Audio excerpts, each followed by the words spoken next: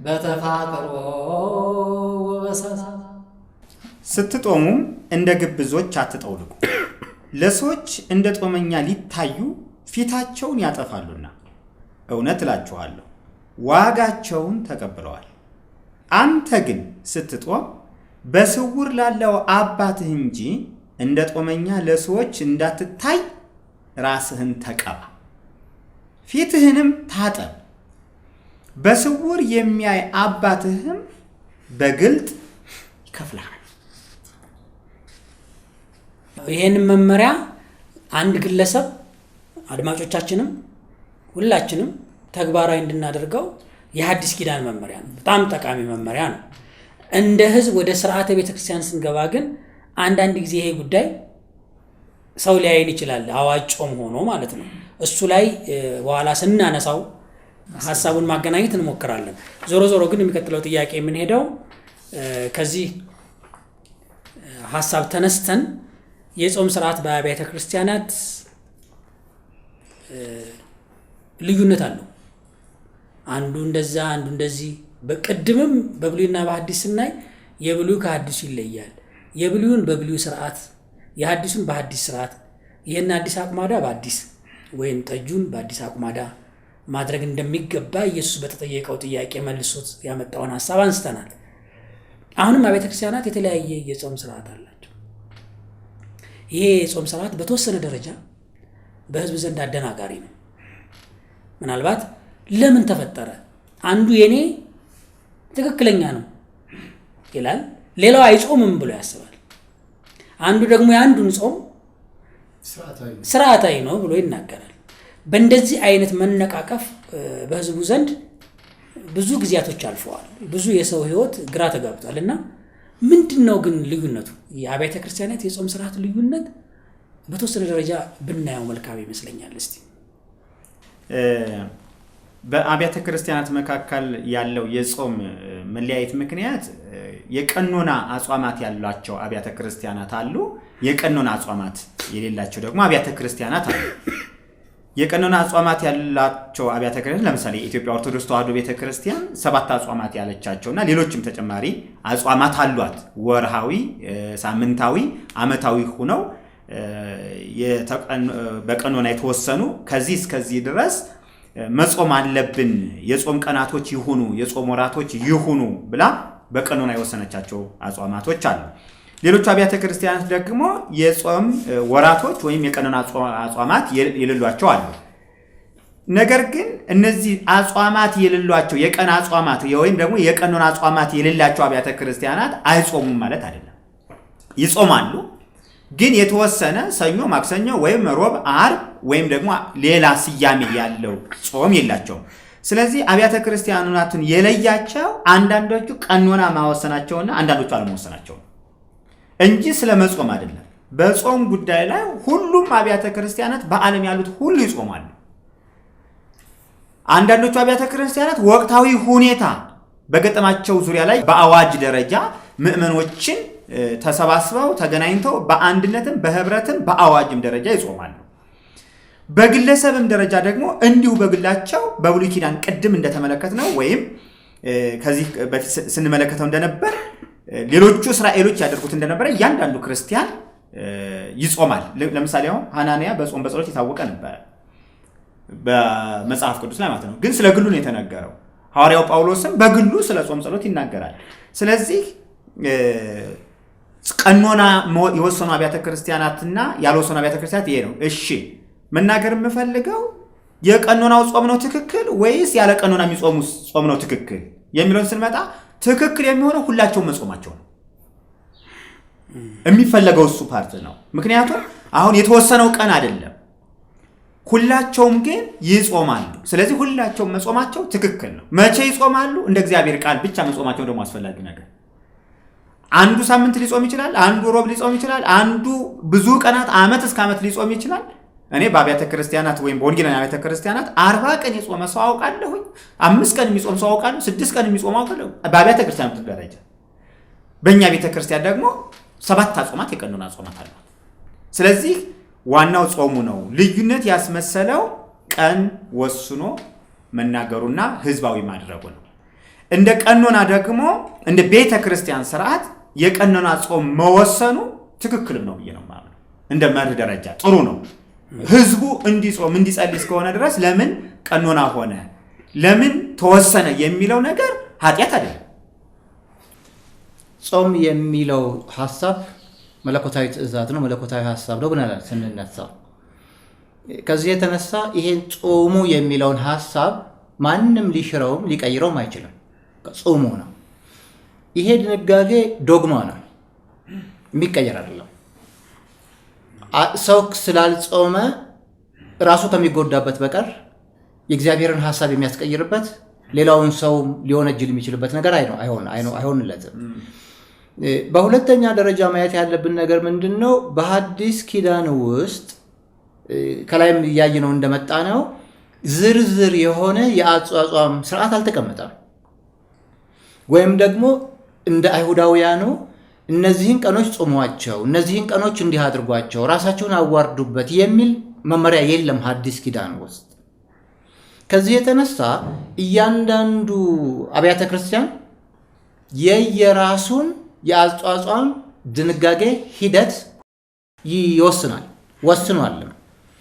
ይሄ የአጿጿም ሂደቱ ደግሞ ቀኖና ነው። ቀኖና ደግሞ እንደየወቅቱ ሁኔታ እንደየማህበረሰቡ የግንዛቤ ደረጃ ሊለዋወጥ የሚችል ሊቀያየር የሚችል ነገር እንደሆነ የቤተክርስቲያናችን ስርዓቶችም ይናገራሉ።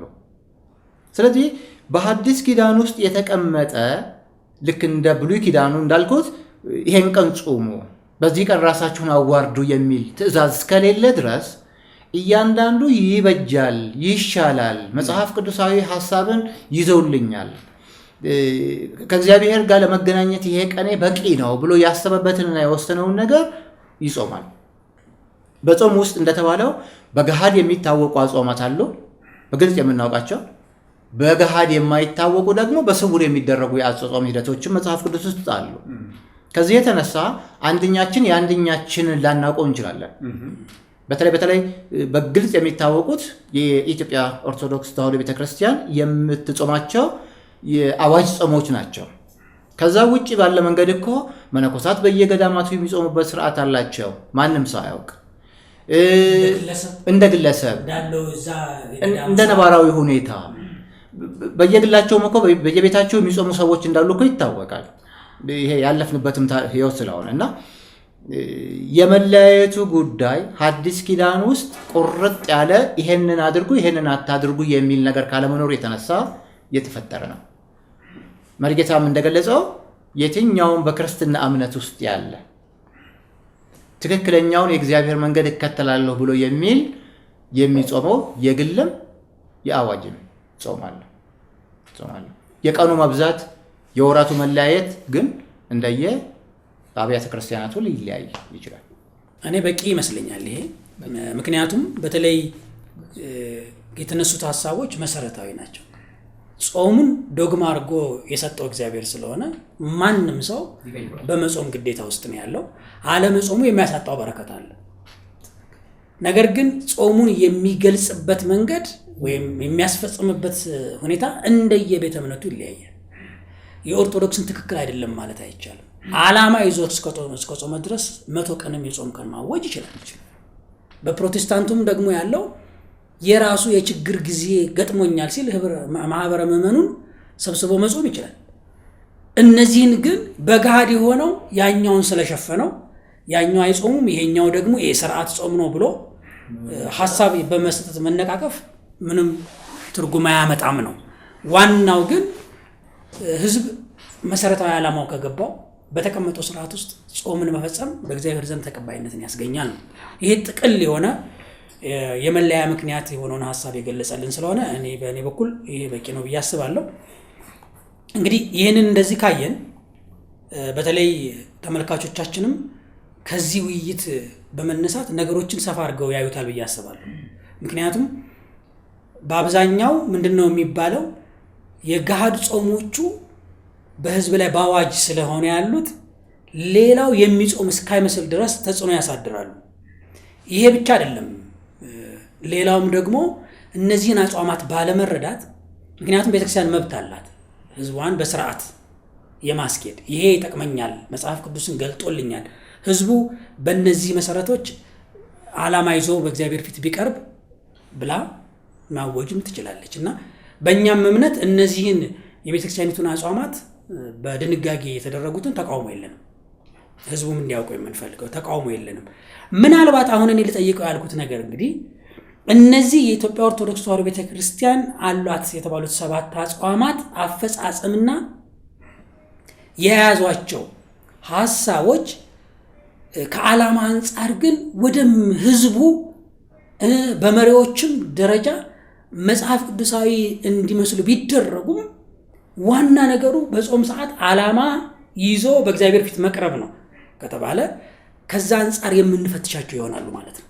አሁን የሚቀጥለው ጥያቄ ያለው እንግዲህ ከዚህ አንጻር ነው እንድትዘጋጁ የማሳስበው። ምክንያቱም ምንድነው 7 አጽዋማት አሉ። እነሱን አሁን 1 2 3 4 5 ብሎ መዘርዘር ይቻላል።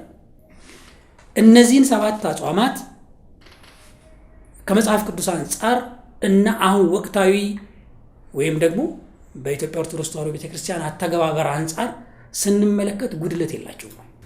በመጀመሪያ 7ቱ አጽዋማትን እስቲ መርጌታ ጽጌ ገለጻቸውና እነኚህን ከመጽሐፍ ቅዱስ አንጻር እያየናቸው በአተገባበራቸው ውስጥ ያለውን ጥቅምና ጉዳት ደግሞ ለተመልካቾቻችን መግለጥ ተገቢ ነው እየሰላሰብኩ ነው። መልካም። ከድንጋጌው ውጪ ያሉ አጽዋማት ቢኖሩም እንኳን በድንጋጌ ውስጥ 7 አጽዋማት አሏት። ያው በተደጋጋሚ ተገልጸዋል። እነኚህ 7 አጽዋማት ጾመ ድህነት ብላ ትጀምርና የመዳኛ ጾም ብላ ትጀምርና ሮብና አርብ ማለት ነው። ሁለተኛው ደግሞ ጾመ ሐዋርያት በመባል የሚታወቀው የሰኔ ጾም ነው። በሶስተኛ ደረጃ ደግሞ ጾመ ፍልሰታ ወይም ጾመ ማርያም የሚባለው ነው። አራተኛው ጾመ ነቢያት ወይም የገና ጾም እየተባለ የሚጠራው። አምስተኛ ደግሞ ጾመ ገሃድ የጥምቀት ዋዜማ ላይ የሚጾም ጾም አለ፣ እሱ ነው። በስድስተኛ ደረጃ ጾመ ነነዌ 3ቷ ቀን እሷን ትጾማለች። በመጨረሻ አብይ ጾም ወይም የጌታችን ጾም ተብሎ የሚታወቀውን 40 ቀን ጾም አሏት። እነኚህ በድንጋጌ ውስጥ 7 ይባሉ እንጂ በውስጣቸው እንግዲህ እንደ አብይ ጾም ያለውን ጾም ስናነሳ በውስጡ ሌላ ከ3 ክፍል የተከፈለ ሆኖ የሚገኝ ጾም እናገኛለን። ለምሳሌ የመጀመሪያው የመዘጋጃ ጾም የሚባለው የመዘጋጃ ወይም የዝግጅት ጾመ ሕርቃል ወደ 40ው ጾም ከመግባት በፊት ሳምንቱን ራስን ለማዘጋጀት የሚደረግ ጾም እንዳለ፣ እንደገና ደግሞ መጨረሻ ላይ ደግሞ 40ውን ቀን ከጾመ በኋላ የማሳረያው ጾም ወይም ይሄ ሰሙነ ሕማማት የሚባለው ከ9 ሰዓት አልፎ እስከ 11 ሰዓት ድረስ የሚጾምበት እስከ መጨረሻ ድረስ ሕማማቱን እያሰቡ የነዚህ ሁሉ ተካተው ነው አንድ ጾም የተባለው ይሄ ማለት ነው። 3 ጾም ወደ አንድ ተካቶ ነው። የጾም ጊዜያቱ ይርዘምና ይብዛ እንጂ ሁሉም ግን አጽዋማት የቤተክርስቲያኗ ድንጋጌ እንደሆኑ እንመለከታለን። እያንዳንዳቸው ደግሞ መነሻ ላይ ብላ ደግሞ ነው የምታስቀምጠው ቤተክርስቲያኗ መነሻ አላት። ለምሳሌ ጾመ ድህነትን ብናነሳ ቅድም ከተናገርነው ከፈሪሳዊ ጾም ጋር በተያያዘ አይሁዳውያን በሳምንት 2 ቀን ይጾሙ ነበር ከሚለው ጋር ተያይዞ ነው የቤተክርስቲያኗ በሳምንት 2 ቀን የምትጾመው።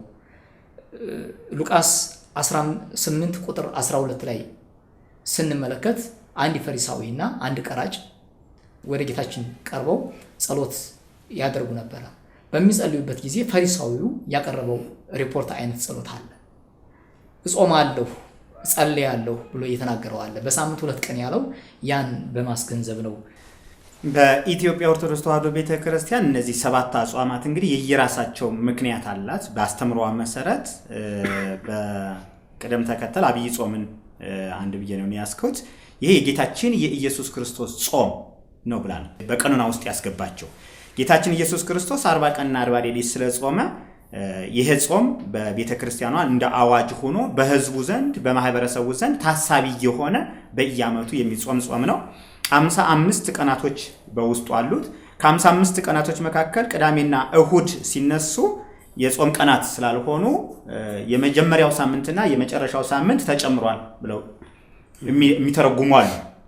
ጾመ ሕማማትና ጾመ ሕርቃል የሚባለው እንዲሁም ደግሞ መርጌታ ጽጌ እንደተናገረው ጾመ ሕርቃል የሚባለው ደግሞ በ714 ዓመተ ምህረት የነበረው ሕርቃል የተባለው ሰው ወደ ፋርስ ሂዶ የመስቀልን ጦርነት አድርጎ የተማረከውን መስቀል ስለመለሰ በዛን ጊዜ ክርስቲያኖች ጾመው ነበረ ተብሎ የመጀመሪያው የአብይ ጾም ሳምንት የሕርቃል ጾም መታሰቢያ ሆና ነው የገባቸው በቤተ ክርስቲያን። በሌሎቹ አብያተ ክርስቲያናት ዘንድ ግን በውጭ ሀገር ባሉት ማለት ነው ወተት ነጭ ጾም ነው ይባላል። ወተት ሌላ አይብ ነገር ምናምን ይጠቀማሉ። እንደኛ ቤተ ክርስቲያን አይደለም ብለው ታስቀምጣለች። ሌላው ጾመ ሐዋርያት የሚባለው የሰኔ ጾም ነው። የጊዜ ገደብ የለውም። አንዳንድ ዓመት 40 ምናምን ይደርሳል፣ አንዳንድ ዓመት ደግሞ ከዛ በታች ይወርዳል። ቀኑም በዚህ ቀን ነው የተባለ አይደለም። ስለዚህ ይሄኛው ደግሞ ቤተክርስቲያኗ የምታስተምረው ለወንጌል አገልግሎት ሐዋርያት የጾሙት ከመንፈስ ቅዱስ ርደት በኋላ የጾሙት ብላ ነው በቤተክርስቲያን ታሪክ ያስቀመጠችው። ሌላው ጾመ ፍስረታ የሚባለው የእመቤታችንን አጽም ለማግኘት የተጾመ ጾም ነው። ይሄ መጽሐፍ ቅዱስ ላይ እንትን የለውም። ሐዋርያት ለወንጌል አገልግሎት ጾመዋል፣ ግን ያንን ጾም ታሳቢ በማድረግ ነው ቅድም የተናገርኩት ሰኔ ጾም ያለው። ጾመ ማርያም ደግሞ የማርያም አስከሬን ጥር 21 ቀን ሞታ ሊያቃጥሏት ሲል መልአኩ ወስዶ ገነት አስቀመጣት። ከዛ በኋላ ጠፋች። ሐዋርያት ማግኘት አለብን ብለው በጾም በጸሎት ሲፈልጓት 16 ከገነት አጽሟ መጥቶ ወደ መሬት እንደገና እንደተቀበረችና 15 መጥቶ 16 እንዳደረገች የቤተ ክርስቲያኑ አስተምህሮ ነው። ይሄ መጽሐፍ ቅዱሳዊ ነው ወይ ቢባል ማርያም ትሙትም ታርግም ማለት ከነ ህይወቷ ታርግም መጽሐፍ ቅዱስ ላይ የተነገረ ነገር ምንም የለም። ስለ ሐዋርያት እና ስለ ድንግል ማርያም ሞትም የተነገረ በመጽሐፍ ቅዱስ ውስጥ አንዳችም ነገር የለም። ስለዚህ ቤተ ክርስቲያኗ ግን ገደለቻት፣ አሳረገቻት፣ አመጣቻት፣ እንደገና አሳረገቻት። ስለዚህ መጽሐፍ ቅዱሳዊ መሰረት የለውም። ግን የማርያም መታሰቢያ ነው። የማርያም ሞትና ምን እርገት መታሰቢያ ነው። ጾመ ነቢያት የሚባለው የህዳር ጾም የተባለው ነው። ከህዳር 15 እስከ ታኅሳስ 29 ቀን ያለው ነው። ይህም በየ4 ዓመቱ ደግሞ ወጣ ገባ ይላል። አንዳንድ ጊዜ 28 ይሆናል፣ አንዳንድ ጊዜ 29 ይሆናል ማለት ነው። ጾመ ሐዋርያት ወንድሜ እንደገለጸው ለወንጌል አገልግሎት ቢሆንም እንኳ ጥር 21 ቀን ድንግል ማርያም አረፈች። ስለዚህ ስጋዋ መልአኩ በገነት አስቀምጦ ስለነበረ በዕፀ ሕይወት ስር ስጋዋ ስለጠፋባቸው ወይም አስከሬኑ ስለጠፋባቸው ስለ እርሱ ሲጨነቁ ስለ አስከሬኑ ሲጨነቁ ቆይተው የ40 ቀን የመጀመሪያው ጾም 40 ቀን ጾሙ። ሰኔ ጾም የሚለውን ወይም ጾመ ሐዋርያት የሚባለው ሲጾሙ ሲጸልዩ ቆይተው ሐምሌ 5 ቀን ፈሰኩ።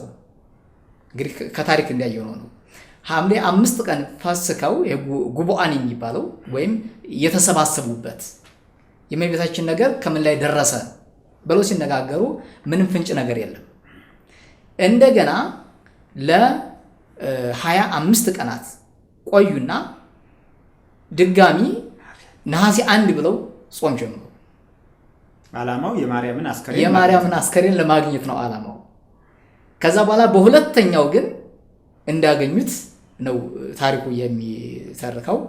እንግዲህ አግኝተው ቀበሯት። እንደገና ደግሞ ስታርግ ቶማስ በደመና ላይ አገኛት።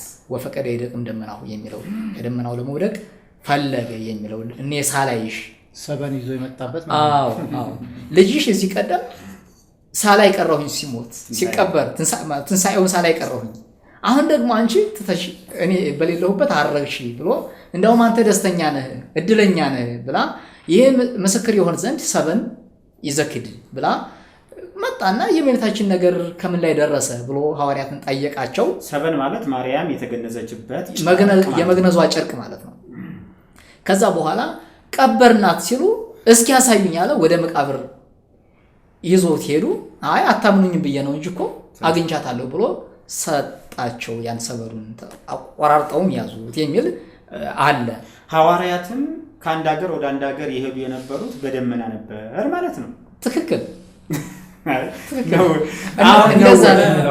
ይህንን ሀሳብ በጣም ከባድ ጥያቄ ያስነሳል። በጣም ከባድ ጥያቄዎች አንስተን መወያየት ይኖርብናል። ምናልባት ወደ ተነሳንበት ነገር ለመመለስ ካልሆነ በስተቀር እግረ መንገዱን የጾመ ማርያም መኖሩ ነው ሀሳቡን እንድናነሳ ምክንያት የሆነው እንጂ በራሱ እንደዛ አይነት ታሪክ እጅግ ትልቅ ስፍራ የሚሰጠው መጽሐፍ ቅዱስ አንዳንድ ተአምራቶችን በማስቀመጥ የታወቀው የእግዚአብሔር መንፈስ ቅዱስ እነዚህን ጉዳዮች ሳይገልጥ ያለፈበት ነገር አጠያያቂ የሆነ ነገር መጽሐፍ ቅዱስ ላይ። ምክንያቱም የትንሣኤ በኩር በሆነው በጌታችን በኢየሱስ ክርስቶስ ሁላችን እንደምንነሳ የሚታመን ወደ ሰማይ ከሰማይ ከመጣ በቀር ወደ ሰማይ የወጣ ማንም የለም። አሁን አብዛኛው የኦርቶዶክስ ቤተክርስቲያን ሰው ከቅድስት እናታችን ከማርያም ጋር የተያያዘ ሐሳብ ሲነሳ ሾክ የሚያደርግ ወይም በጣም የሚያማው በእንደነኛ አይነት ድርሰቶች በጣም ተያያዥነት እንዲኖራቸው በተደረጉ ሐሳቦች ውስጥ የተቀመጠው ሰው ሰራሽ ስራ ነው። አሁን ያንን አንስተን በዚህ ርዕሰ ጉዳይ እንወያይ ብንል በጣም ሰፊ ደግሞም ይሄንን ርዕስ ለብቻው ይዘን ውይይት እንደምናደርግ ነው የማምነው። ስለዚህ ምንድነው አሁን በጥቅሉ ግን ከሰባቱ አጽዋማት ውስጥ አንዱ በመሆኑ ነው የተነሳው። እሺ እንግዲህ ይሄንን እንያዝና መጾሙ በራሱ ጾም የእግዚአብሔር ትእዛዝ ስለሆነ ችግር እንደሌለው አምነናል። ዓላማው ግን አሁን የተያያዘበትን ጉዳይ ነው ምን የምናደርገው። ይህ ዓላማ ለዚህ ከሆነ ጾሙና የእግዚአብሔር ፈቃድ አልተገናኙም ወደ ማለት የምንመጣው እና ከዛ አንጻር እንየው በሚል እኔ መመለስ እፈልጋለሁ። ከዛ አንጻር እንየው እንጂ እነዚህን የተባሉትን ታሪኮች የትመጣቸውን እናውቃቸዋለን። እነኚህን ደግሞ በሕያው ቃል ስንፈትሻቸው ከወደቁ ይወድቃሉ። ይሄ እኮ ምንም የሚሆን ነገር አይደለም። የእግዚአብሔር ቃል ነው፣ ሉዓላዊና ነው። ስለዚህ እንደ ስርዓት የተቀመጠውን የጾም ጉዳይ ስናነሳ በዛን ሰዓት አሁንም በመጾምና በመጸለይ ጊዜ ሰው እግዚአብሔርን መቼም አሁንም ማርያም ትገለጥልኝ ብሎ የሚጸልይ ከሆነ ዓላማውን ስቷል። ነገር ግን በዚህ ጊዜ የእግዚአብሔርን ሌላ ፈቃድ ለመጠየቅ ከተጠቀመበት እሱን እንደ መታሰቢያ የእሷን ስም ተጠቅሞ ይሄ የጾም ጊዜ ለእግዚአብሔር በሚቀርብ ነገር ከሆነ ችግር የለውም ያልነው አጠቃላይ በሰባቱ አጽዋማት ውስጥ ከዓላማ አንጻር መታየት አለበት እንጂ ጾምን በመጾም ስርዓት ማበጀትን ችግር የለውም ያልነው ለዚህ ነው። ከዚህ አንጻር እንግዲህ ይሄንን በዚህ አልፈን ምን እናደርግልን ነው አፈጻጸሙ ከዚህ አንጻር እንድታውት ጥያቄ እሱ ነው። በጣም በነገራችን ላይ ጾሙ የማርያምን እንትን ከፍ ለማድረግ የተሰራ ጾም ነው። ለምሳሌ አብይ ጾም ተጾሞ ቀጥሎ የምናገኘው ምንድን ነው? ትንሳኤው እርገቱን ነው የምናገኘው። ቀጥለን ስንጾም ልክ ጾመ ማርያምንም ጾመን ቀጥታ የሚባለን ልክ እንደ ልጇ አሁንም ምኗ እርገቷና ትንሳኤ ይሰበካል ማለት ነው። ይሄ መጽሐፍ ቅዱሳዊ አይደለም። አንድ መጽሐፍ ቅዱሳዊ አይደለም። ሌላው የጾሙ ዓላማ የማርያምን አስከሬን ታርጌት ያደረገ ትንሳኤውን ታርጌት ያደረገ ነው እንጂ ፈቃደ እግዚአብሔር ለመጠየቅ የሚደረግ ጾም አይደለም። ማስታወስ ነው እሱ ነው ያንን የሐዋርያት። ስለዚህ ማርያምን መፈለግ ፈልገው ሽተው ጾመው ከሆነ አግኝተዋታል። እኔ አሁን ምን ለማግኘት ነው የምጾመው? ያንን በማሰብ ከሆነ ተስካር የጾም ተስካር ነው እየዋጣ ያሉት ወይም የጾም ዓመታት ተስካር ሳይሆን ዓመታት ነው እየከፈልኩ ያለሁት ማለት ነው። ስለዚህ የጾም ዓመታት የለውም። የጾም ዓመታት ማለት መታሰቢያ ማድረግ ማለት ተስካር ማለት ነው። ተስካር ሳይሆን ተስካር በግዙ መታሰቢያ ነው። ስለዚህ ይሄኛው መጽሐፍ ቅዱሳዊ አይደለም። ምክንያቱም መንፈስ ቅዱስ ዋናው ዓላማው ነገረ ክርስቶስና ሞተ ክርስቶስ ስለሆነ በሐዋርያት ዘመን እስከ 90 ዓመተ ምህረት ድረስ ነበሩ አንዳንዶቹ ሐዋርያት፣ አንዳንዶቹ ከዛ ቀደም ብለው ሞተዋል። ግን በእነሱም እንኳን የእሷን ታሪክ መጽሐፍ ቅዱስ ለምንድን ነው እንዴት እንደሞተች እንዴት እንደተቀበለ ለምን አልዘገበልንም? ዋናው ዓላማው መንፈስ ቅዱስ የክርስቶስን ሞት ማወጅ መናገር ነው። ስለኔ ይመሰክራል ነው ያለው አይደል? ኢየሱስ ክርስቶስ ስለኔ ይመሰክራል ነው ያለው መንፈስ ቅዱስ። ስለዚህ ሐዋርያት ደግሞ መጽሐፍ ቅዱስን የጻፉት በመንፈስ ቅዱስ ተመርተው ስለሆነ የማርያምን ጉዳይ ምን አላለልንም አልጻፉልንም የሚል ነው ያለ። ሌላው ጾመ ገሃድ የሚለው የአርብና የሮብ ተለዋጭ ጾም አርብና ሮብ የግድ መጾም አለባቸው ብላ ቤተክርስቲያኗ ስለምታምን ከፋሲካ በስተቀር ጥምቀት ሮብ ቀን ወይም አርብ ቀን ሲውል ሐሙስ የሮብ ምትክ ሆኖ መጾም አለበት ብላ ታምነች። ያለበለዚያ ምንድን ሊሆን ነው? የቀኖና ጾም ስለሆነ ማለት ነው። ሮብ ሲገደፍ ሐሙስ ምን ሆነ አለበት? ማነው? አርብ ሲገደፍ ሐሙስ መጾም አለበት። ሮብ ሲገደፍ ማክሰኞ መጾም አለበት። ይህ ግዴታ ነው ብላ ስለምታምን። ስለዚህ ችግር የለውም። ግን ዓላማው አሁንም እግዚአብሔር ለማግኘት ከሆነ ማክሰኞ የሚጾም ሮብ የሚጾም እንቀበላለን። ግን ዓርብና ሮብ ምንድናቸው ከተባለ የኢየሱስ ሮብ ቀን አይሁዶች ኢየሱስ ክርስቶስን ለመስቀል የተስማሙበት ቀን ነው ብለን ታስበው።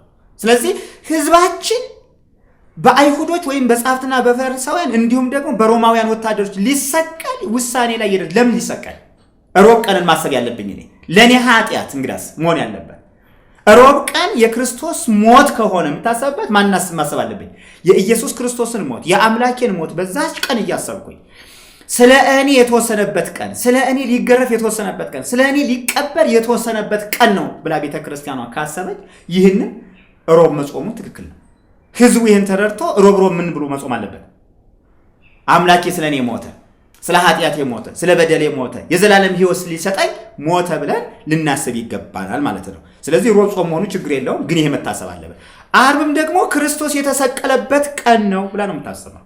እሺ፣ ስለዚህ ዓርብን ቀን ስንጾም ሞተ ክርስቶስን በየሳምንቱ ማሰብ አለብን ማለት ነው። ዓላማው እሱ ስለሆነ ከሞት ወደ ሕይወት ያሸጋገረን ኃጢአታችንን ያነጻን በደሙ ወደሙ ለኢየሱስ ክርስቶስ ያነጻን ነምኩሉ ኃጣውኢነ የኢየሱስ ክርስቶስ ደም ከኃጢአት ሁሉ ያነጻል ስለሚባል በዛን ቀን ከኃጢአት ሁሉ ሊያነጻን ኢየሱስ በመስቀል ላይ ሞተልን። እሺ ይህን እያሰብን ከጾም ነው የቤተ ክርስቲያኗ የዓርብና የሮብ ቀኖናዊ ጾም ጥሩ ነው ብለን እንቀበለዋለን። ግን ዝም ብሎ ሮብ ጾም ዓርብ ጾም ከሆነ ዓላማ የለሽ ነው የሚሆነው ማለት ነው። ሌላው ይሄ ጾመ ድነት ነው እንግዲህ ይሄ የሚባለው የመዳን ጾም ከክርስቶስ ጋር አያይዛ ነው የምትናገረው።